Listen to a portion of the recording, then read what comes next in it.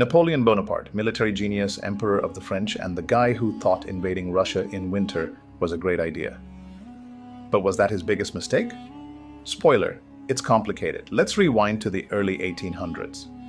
Napoleon is at the top of his game. He's conquered most of Europe, sent monarchs packing, and rewritten the rules of warfare. The man turned France into a juggernaut and his enemies. Let's just say they were having sleepless nights.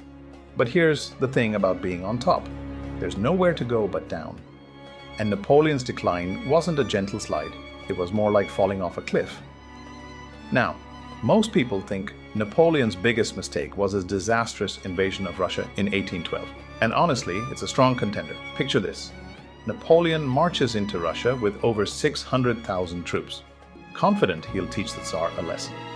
But the Russians had other plans, namely the scorched earth strategy. They burned their own villages, crops, and resources, leaving Napoleon's army with nothing to eat. Winter came early, and let's just say French soldiers weren't exactly equipped for Siberian-style weather. By the time Napoleon limped back to France, he'd lost over 500,000 men. Ouch. But was this really his biggest blunder? Some historians say no. Because while Russia was a disaster, it wasn't the mistake that truly sealed his fate. Let's talk about Spain, or, as Napoleon might call it, that place where everything went wrong. In 1808, Napoleon decided to put his brother Joseph on the Spanish throne, because nothing screams stability like a French emperor installing his sibling as king. But the Spanish weren't having it. They launched a brutal guerrilla war with British help, led by none other than the Duke of Wellington. For years, Napoleon's forces were bogged down in Spain, draining his resources and morale. It was like a slow bleed, less dramatic than Russia, but just as deadly in the long run. The British. Napoleon famously called them a nation of shopkeepers, which is a fancy way of saying, I don't take them seriously. Big mistake.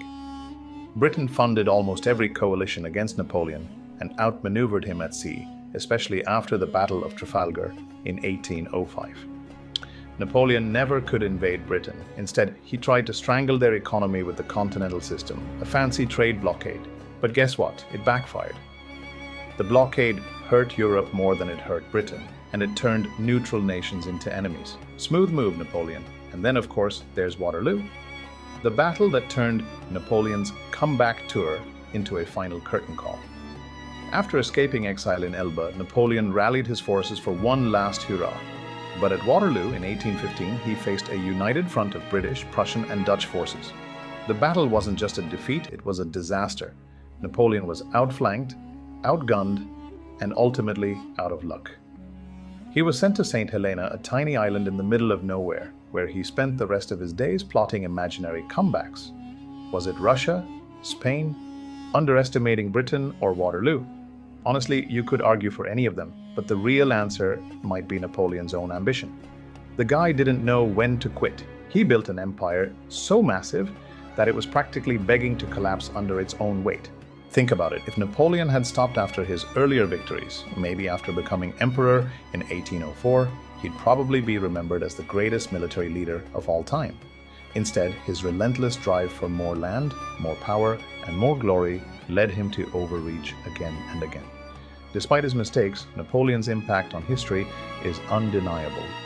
He reshaped Europe, introduced revolutionary laws, and inspired generations of leaders. But he also serves as a cautionary tale about the dangers of hubris. So, what do you think? Was Napoleon's biggest mistake invading Russia, Spain, Waterloo? Or was it his inability to know when enough was enough? Let me know in the comments. I'd love to hear your take. And hey, while we're talking about mistakes, don't make one by forgetting to subscribe and give me your feedback. What do you love about these videos? What can I do better? Let's make history together. Without the disastrous invasions, of course.